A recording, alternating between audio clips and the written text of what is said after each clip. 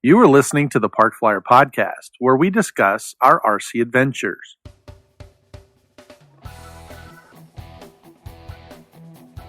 Welcome to the Park Flyer Podcast, where we discuss the ups and downs of the new RC Flyer. Join your hosts, Michael and Jay, as they take flight at the park. Now on with the show. Hey everybody, welcome to the Park Flyer Podcast. I'm Michael from Arizona, and with me always is my good friend Jay from the hills of Texas.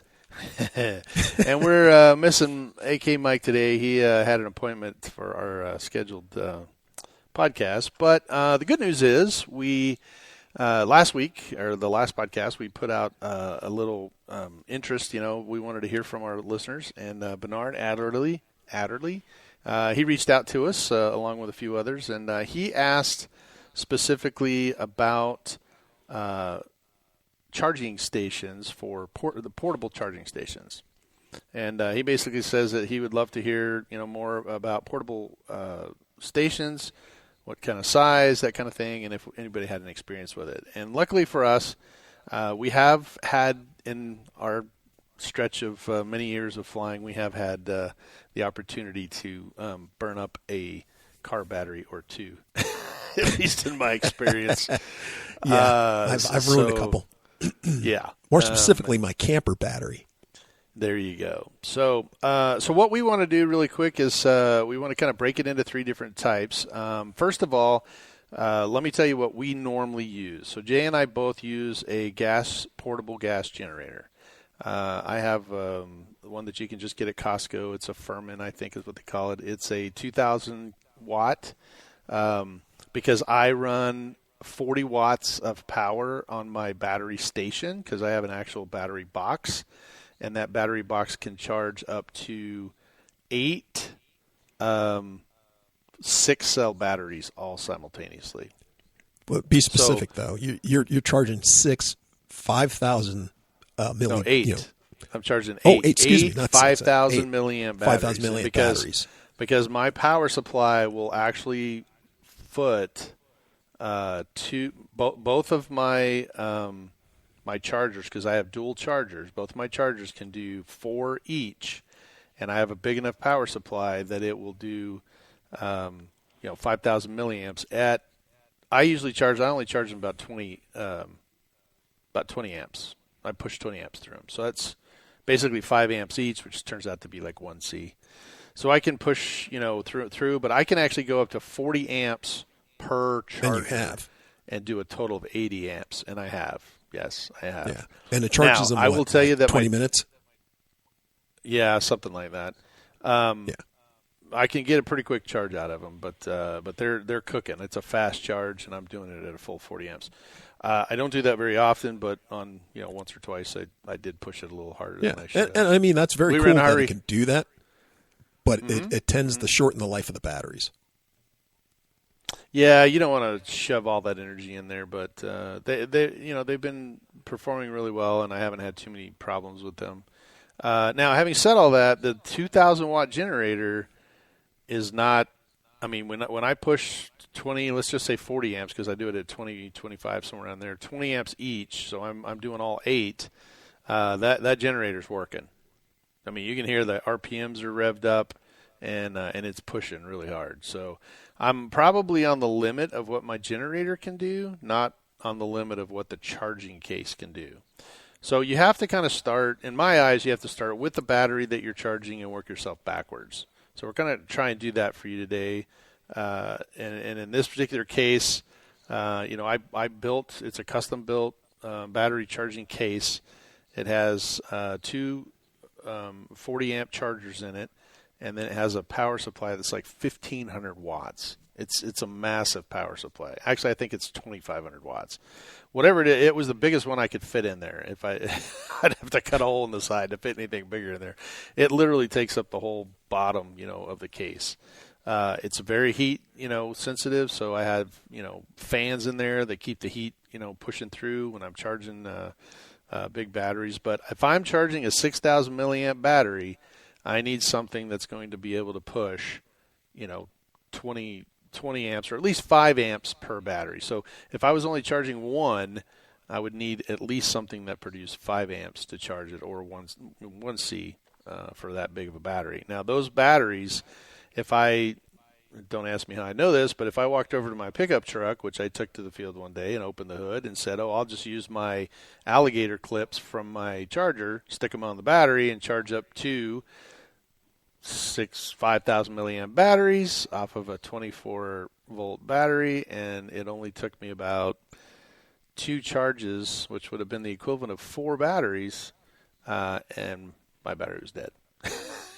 Yeah.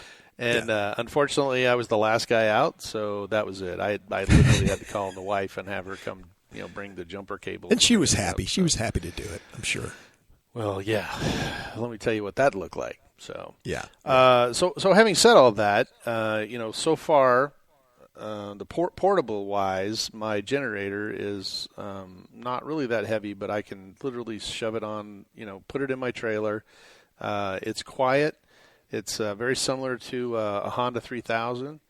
That's a couple of guys out in the field have that, and that's kind of what we use. So that, having said that, and having charged 5,000 milliamp batteries, the lower the milliamp battery you go, the more energy you can extract out of out of a either a battery or a solar panel.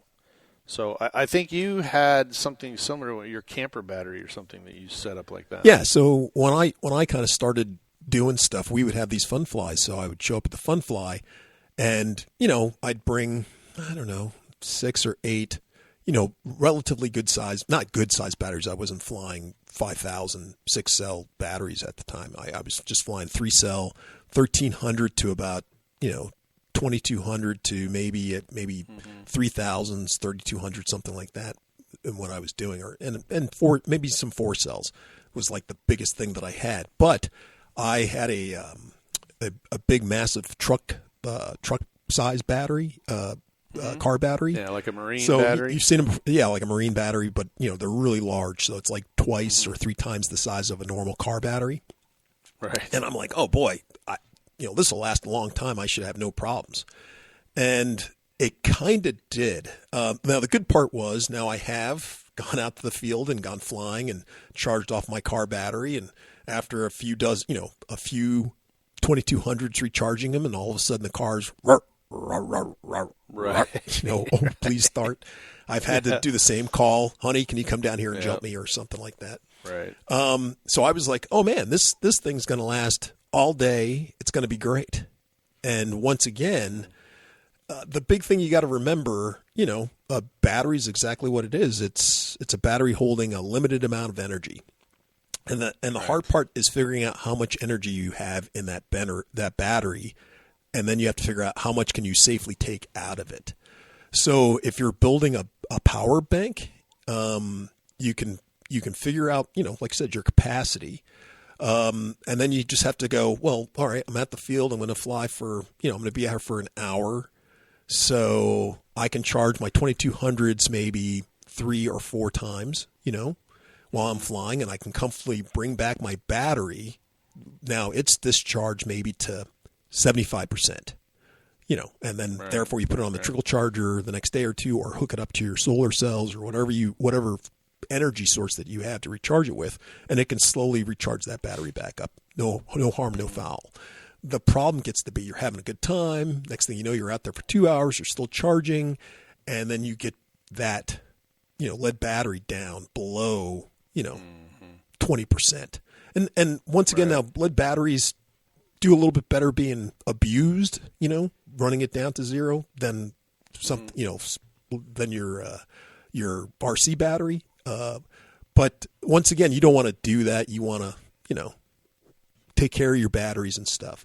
Like I said, once I kind of figured that out, and then I said, okay, if I'm going to be flying my bigger batteries, okay, I can fly them, 3 times, or I can fly them 2 times. Or if I'm just doing, everything I'm flying is using a 3-cell 1,300 milliamp battery or 1,000 milliamp battery, well, I can just fly. I don't have to worry about it. I can just keep flying all day.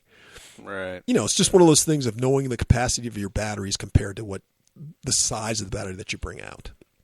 And that's the hard part. Bernard actually said Right, and Bernard actually said in his message to us that he was looking to do something with a 6-cell, and that maybe he could buy a trailer and put like a charging station in his trailer.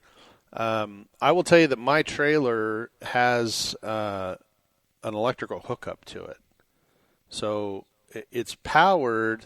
I don't use it very often because I just plug into my generator, but it does have a what they call a shore power, which allows me to take a generator or electricity, plug it into the actual trailer, and then kind of feed that electricity through the trailer so it can run the lights, and there's little wires for battery charger, 110 outlet, that kind of thing. So I can charge all that, or I can power that and run stuff off of that. Having a battery bank to do it, though, about the maximum amount of batteries I could put on my trailer, and it's a 12-foot by 8-foot by 12-foot trailer, is about 3. So the tongue, if I put it in on the outside with a solar panel, I could put 3 batteries in there, and really not very big ones, maybe 3 12 volts. And I'll tell you that if my wattage on my generator is 2,000, and I'm stressing it out, if I've got 2,000 watts of battery power, I'm probably only going to get one charge for those 8 batteries, basically. Yeah. Now, if I was charging 1-cell batteries, if you're flying UMX all day, I can tell you, Bernard, you're going to have plenty of juice. Yeah. But as soon as you start draining these 5,000 milliamps, that's a lot of amperage that you're pulling out of your battery. And I actually, when he sent me this information, I actually was looking up some of the solar station, because when we were at the Arizona Electric Festival, we had a solar station.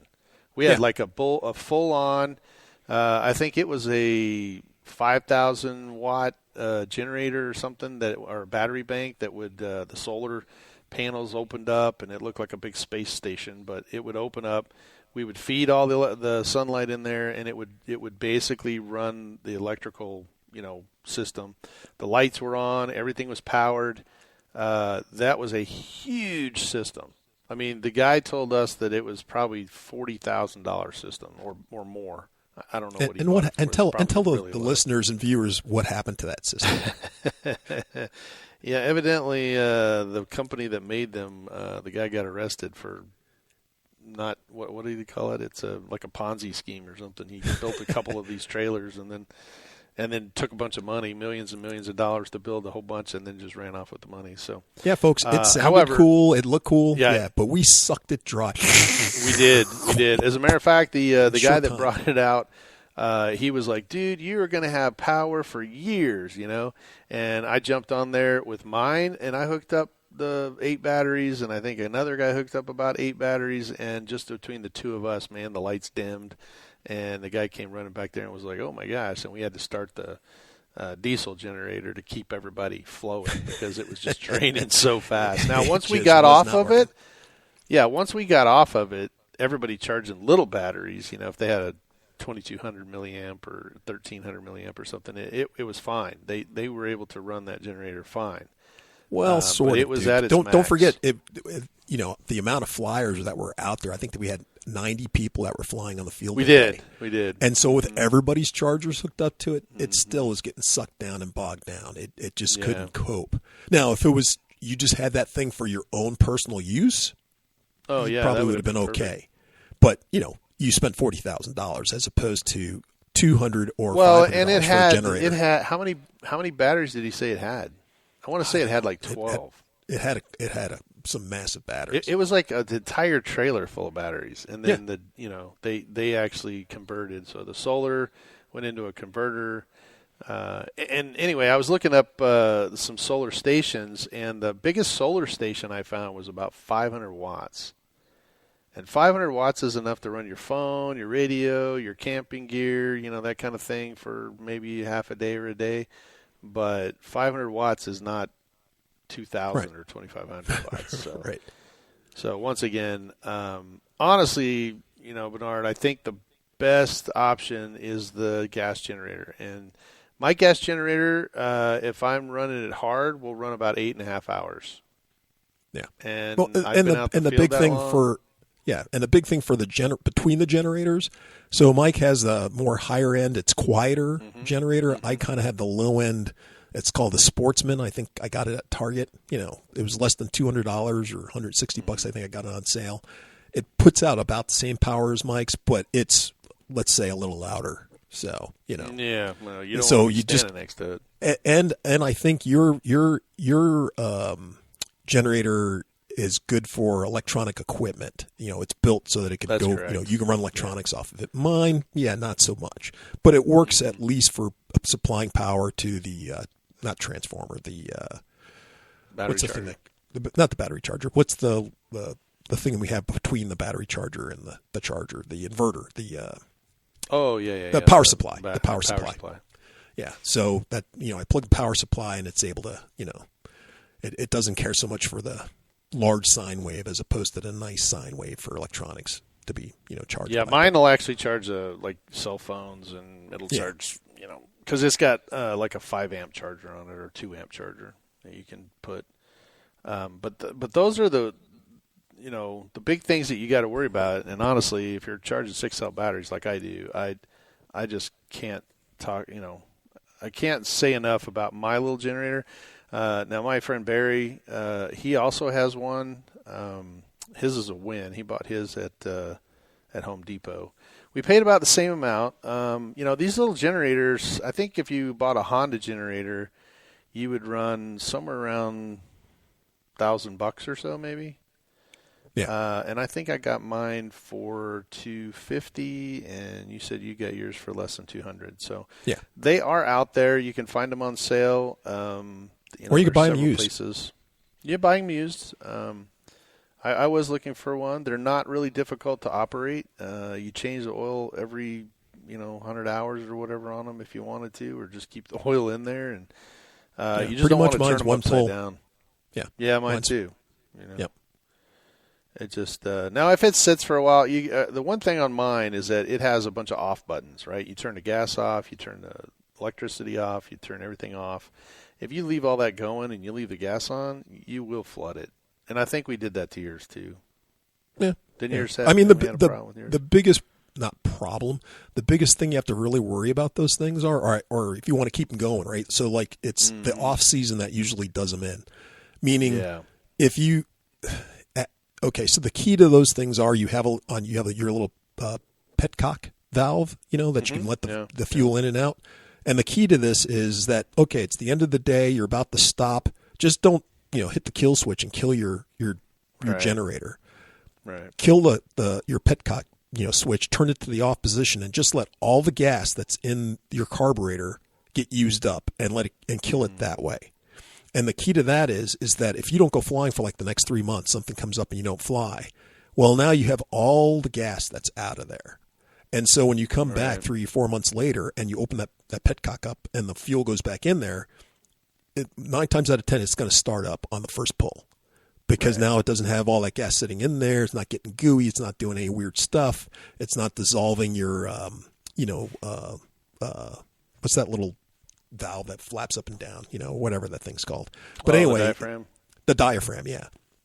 By not having the gas in there, float valve is what the float valve and the diaphragm thing. Usually it's because of ethanol gas. You can't have that. You're not supposed to use that, but people do anyway. Right. That will, by just doing that one thing, you'll get 9 times the use out of problems out of having problems with your generator by doing that. By draining the fuel I agree out. with that. I agree. I will tell you that at my club we do have a solar charging station. Obviously, in Arizona, we have I don't know what you call that thing. It's a roof over all the tables, and anyway, it has a bunch of solar panels up there, and those solar panels come down into a solar box, and then it's an inverter. And then the solar panels actually charge the batteries. So we have a bank of batteries. I think there's 6 car batteries there. And there's probably, I want to say, 4 big, huge solar panels. So, I mean, we get sunlight all the time. And most of the time, the guys will run over there and charge batteries, and they can do it on a solar panel right at the field. So they don't really need to spark it up. Barry and I tried to do our 5,000 milliamps on the solar, and we only got I think one of us got it 80%. And the other guy that hooked up a second and a half after him got, a lot less. If you were just by yourself and you plugged it in and nobody else was using it, you could probably get 1 or 2 charges out of the 5,000 milliamp before you burned up the batteries. But even with a bank of like 5 or 6 battery, large size batteries, it's 5,000 milliamps takes a lot of power. Yeah, a lot of power. Yeah, it does. Well, it's that big. What's the scale of economics, I guess, or return? Because, like I said, if you're just doing returns, diminishing returns, I guess. But if you had, like I said, you go over 2,200 milliamp battery, standard. Mm-hmm. Think about it. Out of that 5,000 6-cell, you could recharge. If you were using that to recharge your 2,200, you could recharge it 2 or 3 times. If you think about it. That's true. So, if you're just charging those batteries, you could build or you could put together or build a power station. Or like I said, if you're flying something even smaller, like I said, 1,300 or 1,000 milliamp batteries, dude, you could, with a relatively 1 or 2 batteries, you could build something that fits in your trailer that you could recharge when you get home. Or if you want to stick a solar cell up on your roof to recharge the battery, whenever, you could put together something for around $200 that's silent and can keep up with your flying. But once again, you have to really think about what you're flying and how, what you want to put together. Because, like you said, you can't take that system and then, hey, come over here and fly, some 6-cell blah, blah, blah with my EDF. Right. You're going to be sadly disappointed. You're going to be like, I got big batteries. I can keep up. Yeah, a couple of batteries in. You're like, wow, what do you mean everything's dead? Right. I should have. Well, and I spare. will tell you that I have, on the top of your trailer, if you put 1 or 2 solar panels, they're not going to be large enough to produce enough electricity to run, things all day long. No. They may be able to run your radio all day, or you may be able to run a light, LED light or something, but. Right. The amount you could put 4 or 5 of them. Your trailer's not going to be that big, so you'd only be able to put maybe a 4-foot panel. You don't want them to rip off. You've got to mount them somehow to the roof, and then you have to come into some larger battery bank. Which, like I said, in my particular case, I could put 3 batteries on the front on the tongue portion of it, but then I would have to put some more inside, and the width of that would only take about 3 or 4 batteries, or I would have to make the whole floor a battery. When you think about electric cars, everybody's talking about right now, they charge very similar batteries, right? Lithium-ion batteries, and if you just plugged it into a regular outlet, the amount of batteries that you have, it takes all day to do it. Yeah, you have to charge it at 240 volts to get even a decent charge where you can do it in a smaller amount of time. And then, then they got these fast chargers, which is like mine, where you can dump, 50 amps at a time in there, and it's not really good for it. But, it'll do the job if you need to get somewhere right away, or if you need to, charge it up for a little bit, so you can get to the next charger that's going to do it at a little bit better pace. But unfortunately, you got 2 options there, Bernard. You can get the generator, solar pack, if you're going to fly smaller ones, or you can just buy more batteries.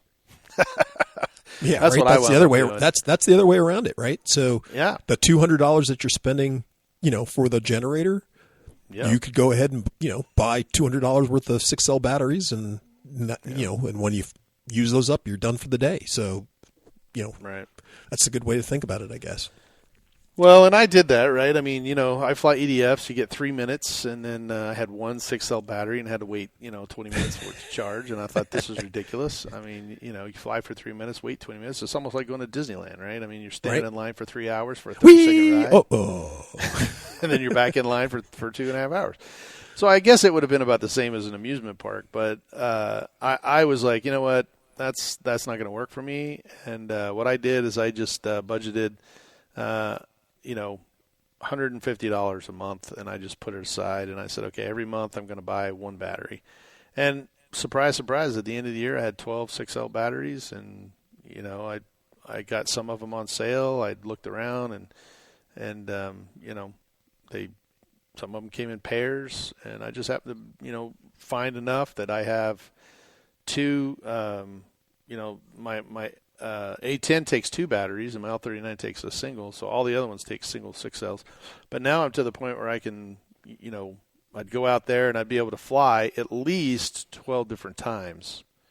So right. now if you took that, it's at least an hour's worth of flying, where before it was 3 minutes and then wait all day. And then thanks to some of the guys in the field, we were able to kind of see what the options were for building a battery case. And honestly, Bernard, if you don't have one of those, that may be where I would spend my money, is in a battery charger case, because now you can build a power supply, everything that I can just scoop that up. And when I go out to the field at the electric festival, or if I go out to Jay's or wherever and I have this, everybody that's got batteries comes down to me. I mean, I literally have a line of people that are like, hey, man, can I charge my batteries on your charger? Because I have 2 of them, and I can charge, multiple batteries at a time. And so if everybody has 3,300 milliamp batteries, I gather everybody up, stick them on there. I can charge about 6 of those all at once, and everybody's flying again, 20 minutes later. So, but you got to have a big power supply. And if you're interested in that, we can talk about that. I've got some plans and, can kind of tell you what's in mind. But, other than that, I don't really know if I'll tell you what, if you're a listener and you have a solution for a portable battery charging station, and whether it's solar or generator version, or whether you have one on your trailer, please shoot us an email at theparkflyerpodcast@gmail.com, or jump on our Facebook listeners group at Park Flyer Podcast Listeners Group off of Facebook, and post something there. Yeah, put a picture of your rig up there. Yeah. Send us what you have. I'll post a picture of my my battery case, and that'll kind of hopefully generate some of that. Bernard, we want to appreciate you reaching out to us. It was a great topic, and I'm sure there's way more we can discuss. I jumped on there after you sent me that note and looked at some formulas, and they were well over my head. So we'll have to get an electrical engineer to come here, or some calculus student to kind of give us all of the stuff that you really need to know is not super. It's not super complex, but yeah. Don't make it sound big like it's battery, small battery. You can't charge the big battery with a small battery. That's just common sense. But the formula behind it, it's going to do.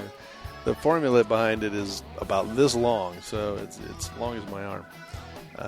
But anyway, we appreciate you reaching out to us and giving us that topic. We'd love to hear from our listeners, and we have a couple more guys that have asked questions. Bernard was the first one out of the gate, so we're going to address his right away.